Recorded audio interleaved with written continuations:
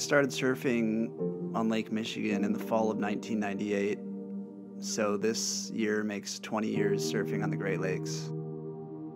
So I grew up as a Midwestern kid playing all the different sports, soccer, basketball, baseball, but I also had gotten into skateboarding as a really little kid. We were living in California. We moved back to South Bend, Indiana when I turned 8.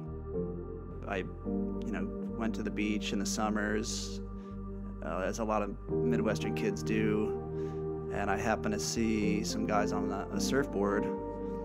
So I bought a bodyboard and a weather radio, and I started listening to the marine forecast. I met a couple of guys. I went out there with my bodyboard, and I caught a wave that just hooked me for life. I'll never forget that wave. After that, I was completely hooked. I bought a used surfboard from one of the guys a week later, and that was it. As a Great Lakes surfer, you get used to people being surprised when they find out that you surf on the Great Lakes.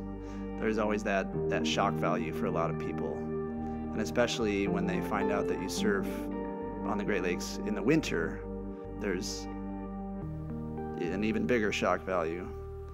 And I understand that, because it seems strange to put on a giant piece of rubber to paddle out into Lake Michigan in the middle of winter when it's snowing and the water's 33 degrees. There are conditions that are dangerous in the Great Lakes, especially in the winter, especially when there's ice floating in the water, when there's big ice shelves stationed on shore. The coolest thing about surfing to me is the freedom and creativity that it allows. So when I try to explain what surfing feels like to somebody, it's the simple act of being able to paddle out into nature, leave all the stress behind on land, and absorb yourself in that energy. And surfing is such an important part of my life. It's so deeply ingrained in who I am as a person. And it's so important to me for so many reasons. I can't think of living my life without it. Any day surfing is a good day. Any day surfing is better than a day not surfing.